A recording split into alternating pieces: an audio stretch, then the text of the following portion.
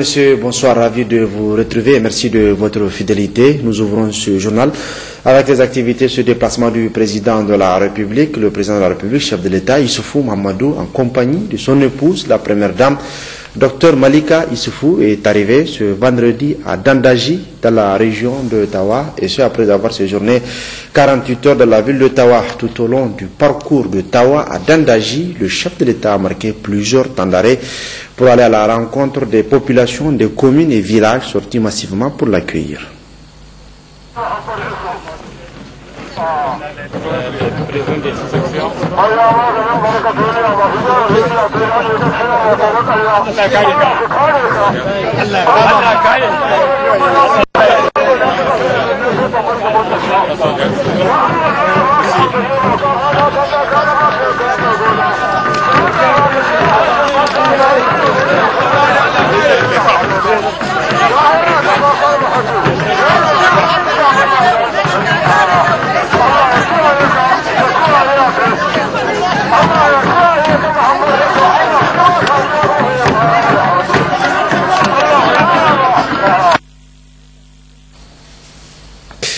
En route pour Dandaji, le président de la République s'est arrêté à Ilela où il s'est rendu à la tombe de son père, où il s'est recueilli. À cette occasion, une fatia a été dite pour le repos de l'âme de l'illustre disparu.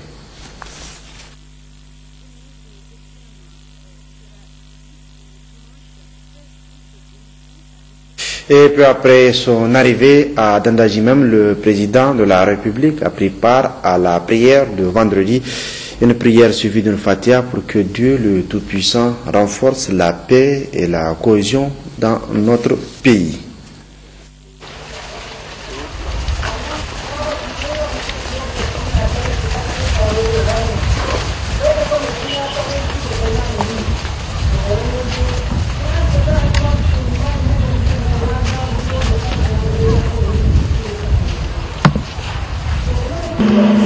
Akwai sahu da girma masu ilimin da wanda su kushe su nuna ku ba ko ake ce wanda ya imani da Allah da ranar ƙarshe Allahu Akbar Allahu Akbar la ilaha illallah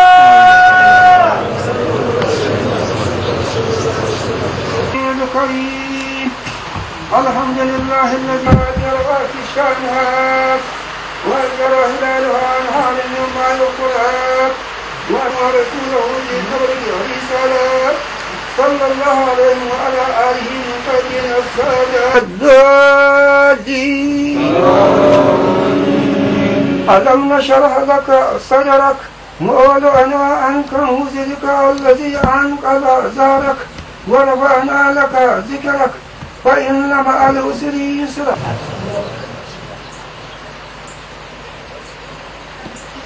سمع الله لمن حمده ربنا ولك الحمد الله أكبر الله أكبر الله أكبر.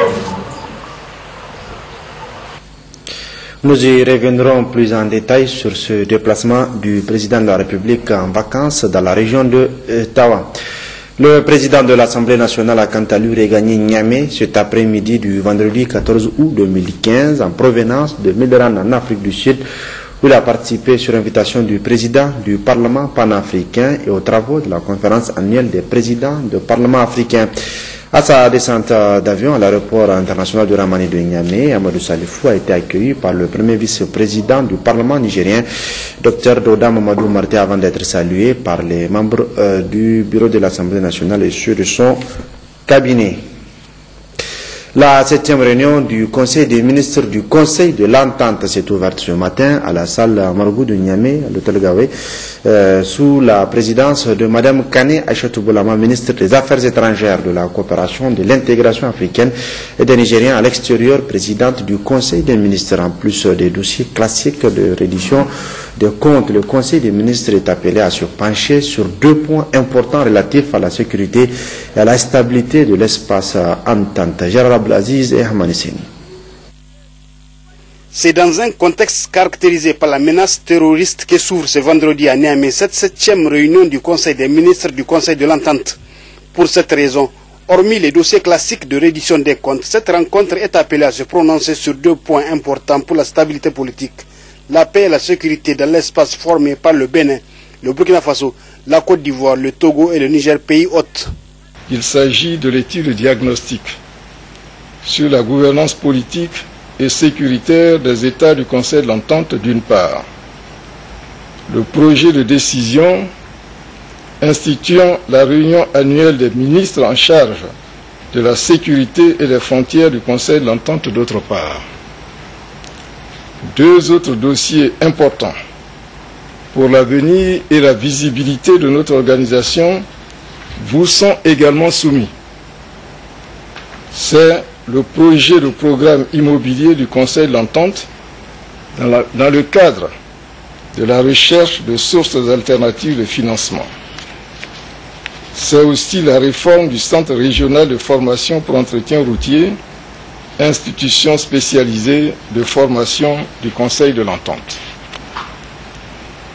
Pour l'accueil si chaleureux et si fraternel, je voudrais, au nom de toutes les délégations, exprimer notre profonde gratitude et adresser nos sincères remerciements à son Excellence M. Issoufou Mahamadou, président de la République du Niger, président en exercice du Conseil de l'Entente, au gouvernement et au peuple nigérien.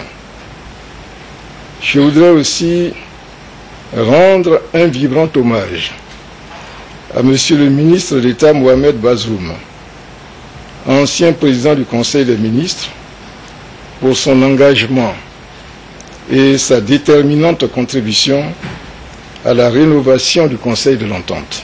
En ouvrant les travaux, la ministre des Affaires étrangères du Niger, présidente du Conseil des ministres du Conseil de l'Entente, a rendu un hommage mérité au secrétaire exécutif de l'organisation, Patrice Kwame, pour les réalisations importantes faites sous sa houlette, qu'elle a d'ailleurs énumérées, avant de réitérer son engagement à œuvrer comme son prédécesseur Bazoum Mohamed pour la renaissance du Conseil de l'Entente. Je m'engage pour ma part à poursuivre sans relâche et avec détermination l'œuvre de redynamisation du Conseil de l'Entente, conformément à la conviction de son Excellence M. Issoufou Mahamadou, président de la République Niger, chef de l'État, président en exercice de la conférence des chefs d'État du Conseil de l'Entente, qui est un grand militant de l'intégration africaine. En effet, lors de son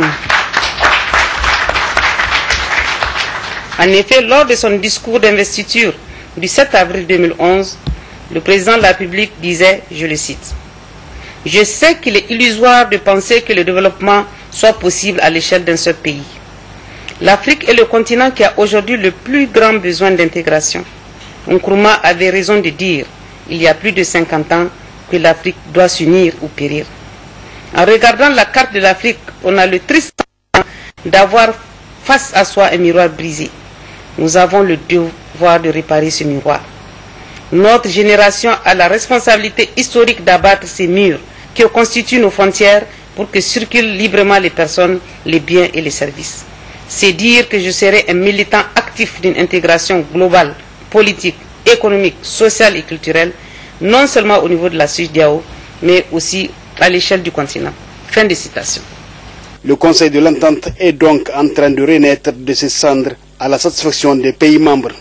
Le rapport que nous allons examiner dans un instant, qui a été bien élaboré par les experts, nous permettra donc de prendre des bonnes décisions qui permettront donc à notre organisation vraiment de jouer son rôle donc d'organisme d'intégration régionale. Vous savez bien, le Conseil de l'Entente, c'est la doyenne de toutes les institutions sous-régionales, et par rapport à cela, les problèmes de bonne gouvernance, les problèmes de sécurité seront au cœur de nos discussions ici, avec le phénomène de Boko Haram dans notre sous-région. Vous savez bien que c'est un sujet de préoccupation régionale, avec la force multinationale dans laquelle se trouvent le Niger, le Bénin, le Cameroun, le Nigeria et le Tchad.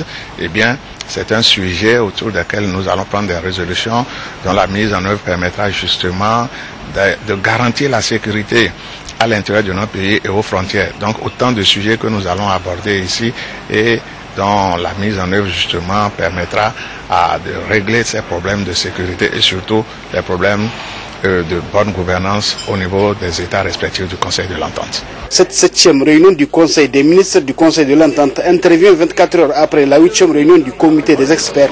Elle prend fin ce vendredi même. Le ministre de la Défense nationale est depuis ce matin en mission de travail dans la région de Tawa, où Mamadou Karidjo s'est rendu dans l'après-midi à la 423e compagnie escadron blindé des forces armées nigériennes dans la région de Tawa. Le récit de Sandana Tahi et Laouli Sini. À sa descente d'avion, le ministre de la Défense nationale, Mahamadou Karidjo, a été accueilli par le secrétaire général adjoint et le deuxième vice-président du conseil régional de Tawa, avant de recevoir les honneurs militaires à lui rendus par les éléments de la 423e escadron blindé Fan Tawa, ceux de la garde nationale, des sapeurs-pompiers, de la gendarmerie nationale, de la police nationale et des eaux et forêts.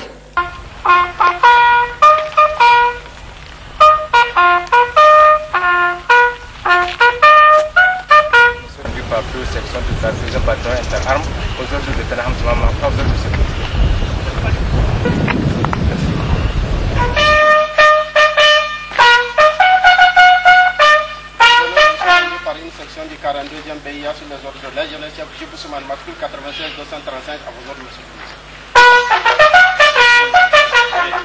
Après ce cérémonial militaire, le ministre de la Défense nationale, Mahamadou Karidjo, a visité la compagnie pour un rassemblement.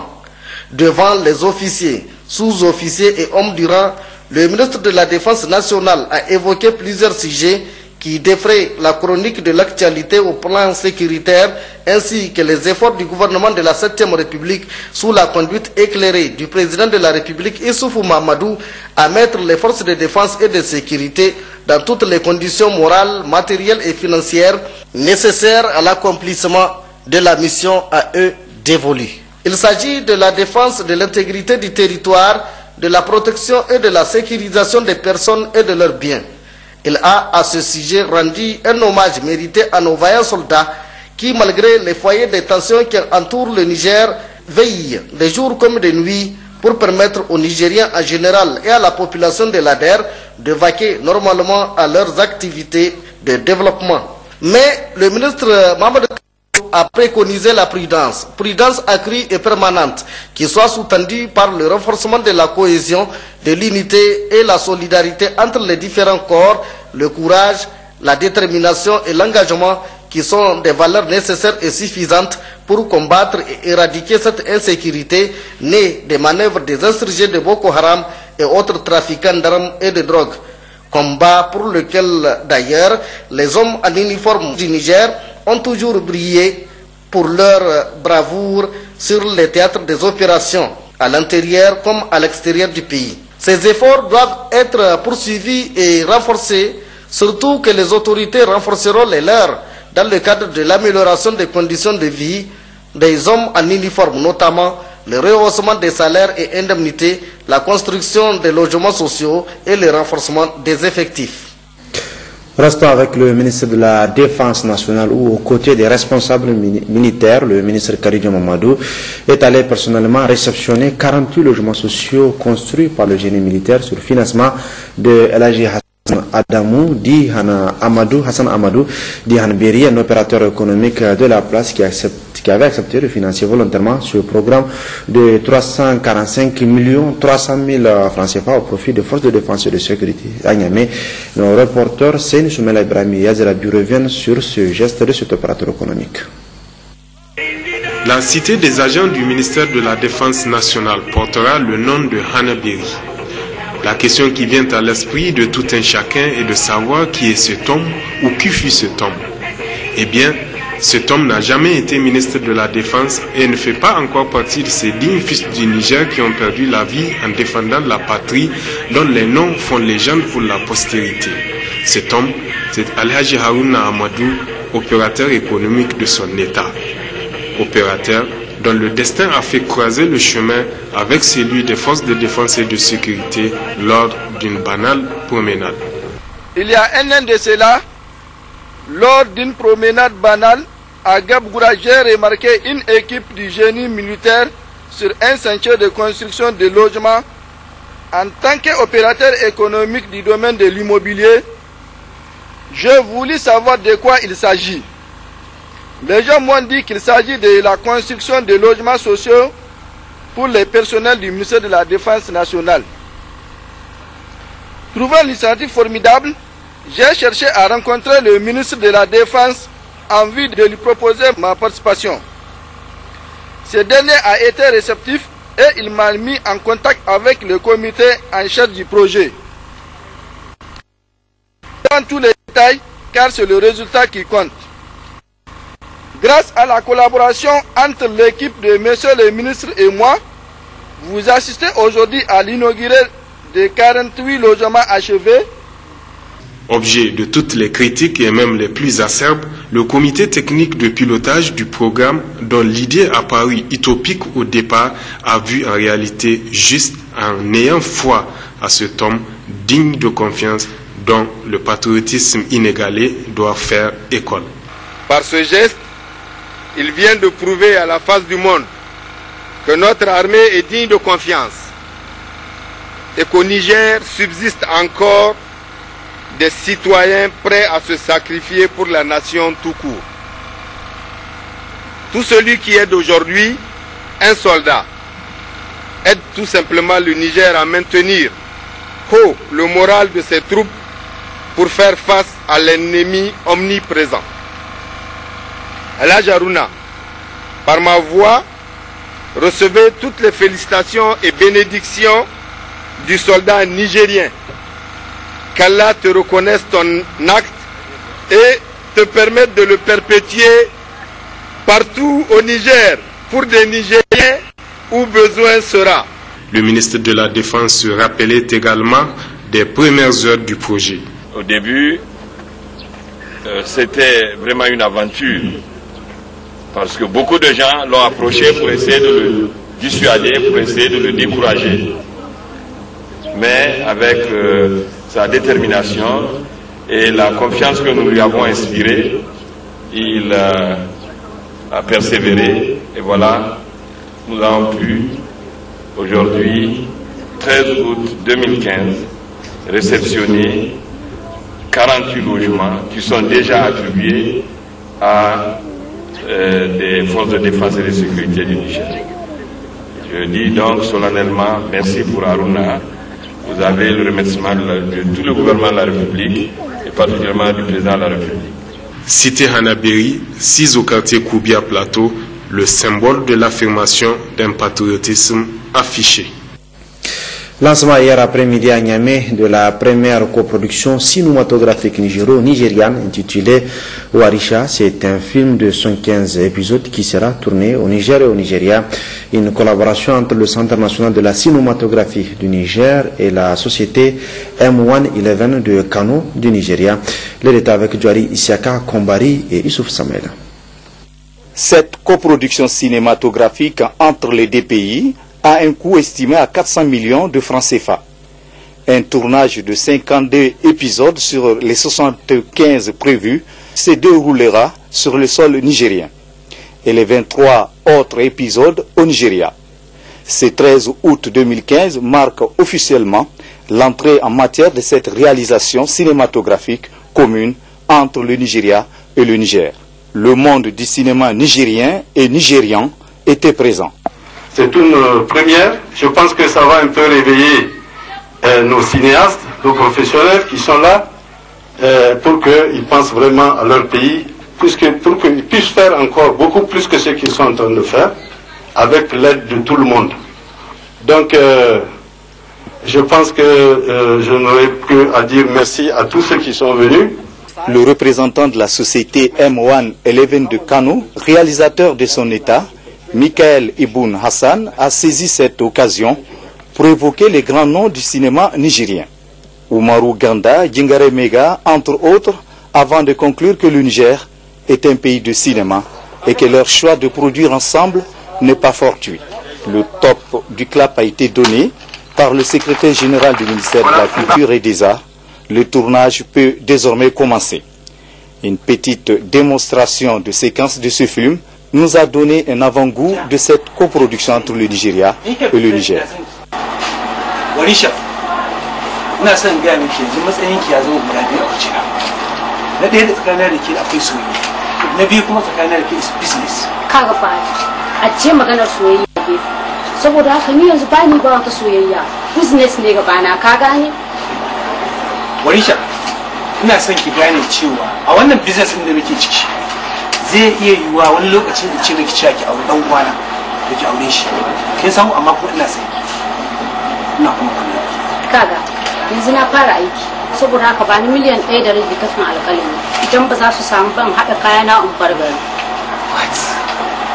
what miliyan 1.5 hey Warisha look kina gidana kin gane kayan da ke saya ni na siya kina cin abinci da kuɗi na har da saki business ki ce mu zaki baki miliyan zan baki miliyan 1.5 look zan gaya miki cewa kar ki yadda ki betray ni in ka betray ina zan kashe ki daga tabat ni ba yar ka bace kuma ni ba karamar yarinya bace da haƙori 36 ka gane ni idan ka ce zaka taka ni sai maka taka wanda ba za ka iya daga ba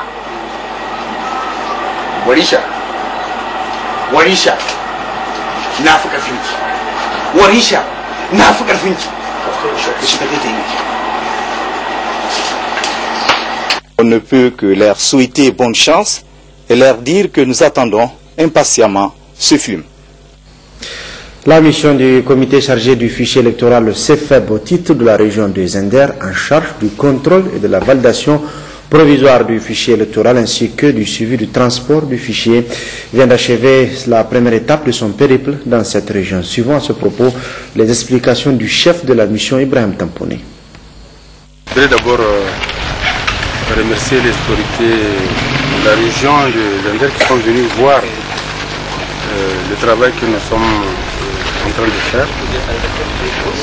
Vous savez, nous avons commencé à faire ce travail d'arbitrage et de vérification des listes électorales depuis une semaine. Nous sommes venus à 3 à Niamey et nous sommes venus à 3 membres du CFEB, mais représentants des partis politiques. Il y a donc un représentant de l'opposition, un représentant de la majorité et un représentant des non-affiliés. C'est à nous 3 qu'on a confié la mission de venir faire l'arbitrage ici et de vérifier les listes. Et qui dit liste, donc dit aussi bureau de vote. Or, je ne vous apprends rien en vous disant que Zender, c'est quand même 55 communes. Et je ne vous apprends rien également en vous disant qu'il y a des communes, quand vous les prenez, telles que Tanout, telles que Meria, Tarka, il y en a qui font jusqu'à 245 bureaux de vote. Nous avons été épaulés par le coordinateur régional de son équipe pour faire ce travail de vérification. Nous avons aussi basé notre contrôle sur le recensement général de la population qui a été fait en 2012. Ce RGPH, donc, qui est un document de travail, a le mérite d'exister. Nous avons également pris les résultats des élections de 2010. Là également, c'est des documents de travail qui ont le mérite d'exister. Nous avons, dans la mesure de nos possibilités, nous sommes 3, je dirais 4 avec le coordinateur régional. Nous avons regardé ces listes, évidemment avec les coordinations communales qui sont venues à 5, c'est-à-dire un représentant des partis politiques de la majorité, un représentant du parti politique de l'opposition, un représentant des partis politiques non affiliés, le coordonnateur communal et l'agent de presse civile. Donc c'est cette équipe-là qui procède, si vous voulez, au contrôle des listes électorales. Alors, le contrôle que nous faisons ne peut pas être un contrôle, on va dire, très approfondi dans la mesure où il nous est quelquefois difficile de remonter jusqu'aux fiches de recensement. Et les agents de l'état civil ont été extrêmement utiles, puisqu'eux nous ont amené des éléments qui nous permettent d'apprécier une situation. Quand nous calculons un potentiel, par exemple, de 1000, et qu'au niveau d'une région, on trouve 1200 personnes, alors, quelquefois, l'explication, puisque nous sommes basés sur le recensement de la population qui n'est pas complet, quelquefois, l'explication, c'est l'évolution des localités omises. Au moment du recensement, vous savez qu'on a donné aux agents recenseurs le code des localités. Alors, en plus des localités qui ont été mises dans le recensement général de la population, elles ont eu à prendre en compte, n'est-ce pas, ces localités-là, elles les ont codifiées et ont procédé au recensement. L'un dans l'autre, globalement, je pense que le travail que nous avons fait, de l'avis même de ceux qui ont des observateurs, il est acceptable. Mais ceci n'empêche qu'il y ait d'autres niveaux de contrôle. Avant le traitement informatique, il faudrait qu'il y ait un autre niveau de contrôle. Après le traitement informatique, vous savez qu'on va tirer la liste provisoire, la renvoyer au niveau des communes, l'afficher pendant, je pense, 2 semaines. Et à ce moment-là, les populations verront si d'abord l'orthographe de leur nom est correcte, si elles n'ont pas été omises. S'il y a des rattrapages à faire, on peut les faire à ce niveau-là. Et lorsque vous prenez Zender, le potentiel qui a été déterminé par le CFEB, toujours sur la base des documents dont je vous ai parlé qui ne sont pas parfaits, c'est quand même environ 1 700 000 personnes. Aujourd'hui, on n'est pas très loin de cela, je n'ai pas le chiffre définitif, mais quand Zender fait 90% ou 95%, c'est quand même à peu près 1 500 000 ou 1 550 000 personnes. Il n'y a pas beaucoup de régions qui le font. Vous savez que c'est la région normalement la plus peuplée. Il faut attendre qu'on finisse, puisque là on est encore en train de travailler avec 2 grosses communes, qui sont Malawa et Dungas. On va les finaliser et les résultats, on va avoir les chiffres définitifs qui sont en fait encore provisoires.